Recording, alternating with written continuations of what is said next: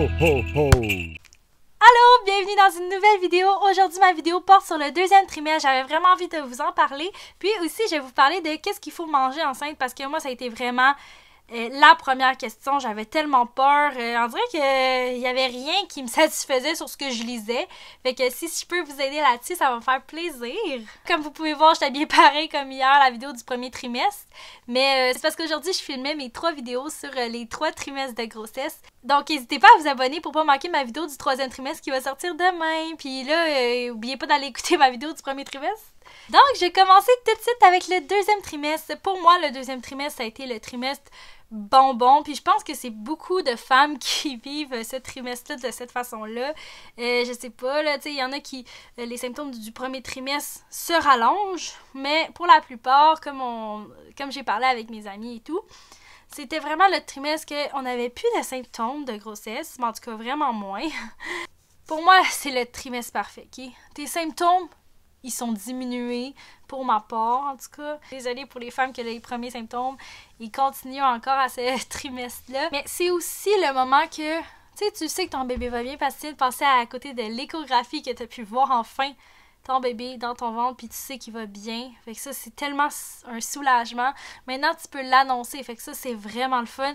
Tu peux trouver des façons de l'annoncer spéciales à ta famille. Puis ça, c'est tellement des beaux moments.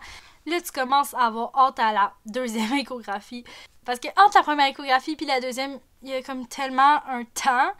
Puis en plus, tu sens pas encore bébé bouger nécessairement. C'est sûr que c'est encore un peu stressant, mais au moins tu l'as vu à l'échographie puis tu sais qu'il va bien. Puis en plus, dans le 2e trimestre, c'est là que tu vas sentir les premiers coups de bébé. Puis ça, c'est vraiment un beau moment. Tu sens que ton bébé, il bouge en toi, puis tu te sens bien, là. Tu sais qu'il va bien en ce moment-là. Mais pour ma part, là, j'avais tellement hâte à l'échographie. C'était tellement... C'était tellement mes moments préférés. Tu sais, je m'en foutais des rendez-vous au bureau, là. Genre, voir mon médecin qui... Au moins, elle entendait le cœur, fait que ça, c'était vraiment moins stressant. Mais moi, le plus que j'avais hâte, c'était de savoir le sexe. Tu sais, il y en a qui veulent pas savoir, je sais pas comment vous faites, mais j'avais tellement hâte. Je m'en pouvais plus, genre, de pas savoir le sexe. Aussi, c'est cool parce que tu peux préparer un gender reveal, fait que ça, c'est le fun. Ça, c'était un de mes moments que j'avais tellement hâte, parce que j'avais regretté aux jumeaux, on n'avait pas fait de gender reveal nécessairement. Ça, j'avais trouvé ça plate, fait que c'est pour ça qu'avec ma fille, que dans mon ventre, maintenant, on en a fait un. Fait que ça, j'étais tellement contente. C'était tellement un beau moment. Plus le fun que se faire dire par un médecin, là, tu sais. Juste une petite parenthèse, là. Le test de diabète, là, c'est pas si pire que ça, OK? Comme, tout le monde a fait un gros plat avec ça. Ça se peut que t'aies mal au cœur. Ça se peut que...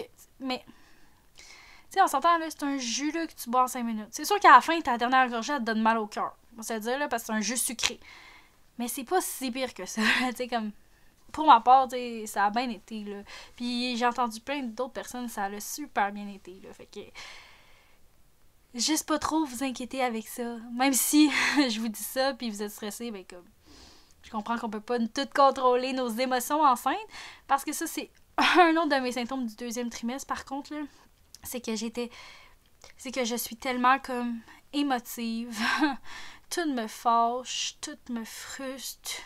Moi, genre, je réagis beaucoup enceinte. On dirait que je suis plus moi-même tellement que je suis, genre, frustrée, puis émotive, comme. Ça a été de même dans mes 2 grossesses. Moi, j'ai pas beaucoup de choses à dire sur le 2e trimestre parce que, tu sais, c'est vraiment un moment le fun, puis agréable. Tu sais, t'es même pas tanné, là, de ta grossesse. T'es comme en plein dedans. Tu sais, tu peux commencer à acheter des choses pour ton bébé tranquillement, là, jusqu'à temps que tu connaisses le sexe aussi. Fait que ça, c'est vraiment cool. Ça, c'est un moment vraiment excitant. Fait que c'est vraiment les meilleurs moments pour moi dans ma grossesse. Ça, on dirait que ça change tout, le 3e trimestre pour moi. C'est comme t'es rendu tanné, en tout cas. Voilà. On est rendu à la 2e partie de la vidéo. Quoi? Manger. Oh mon Dieu, c'était tellement comme...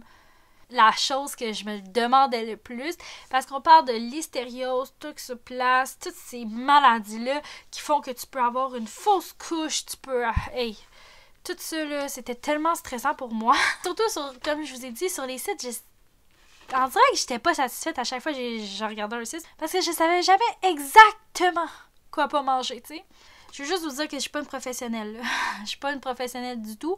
Mais tu sais, je me dis qu'avec mes 2 grossesses, tout s'est bien passé. Fait que ça devrait être pas pire. Mais fiez-vous pas juste à moi, là, mais si ça peut vous aider, j'espère, un petit peu. Moi, j'ai été vraiment freak. Je suis vraiment freak dans mes grossesses, dans le sens que je mange pas grand-chose qui pourrait faire en sorte qu'il y ait une maladie. Parce que dans ma tête, dans ma conscience, j'aime mieux me dire que j'ai tout fait pour que mon bébé se sente bien, pour que mon bébé reste dans mon ventre, que je m'en voudrais trop d'avoir mangé quelque chose puis ça fasse de quoi à mon bébé. Que mon bébé il arrive de quoi à cause de moi, à cause que j'ai voulu manger quelque chose, je m'en voudrais trop. Moi, je vais vous en parler à l'extrême. Après ça, vous pouvez gérer comme vous voulez. Il y en a qui mangent du jambon puis tout est beau. Mais moi, j'aime mieux pas prendre de chance. C'est chacun à votre discrétion aussi. Là, moi, je juge pas ça. Dès que tu sais que t'es enceinte, c'est ça que tu devrais éviter, en tout cas pour moi.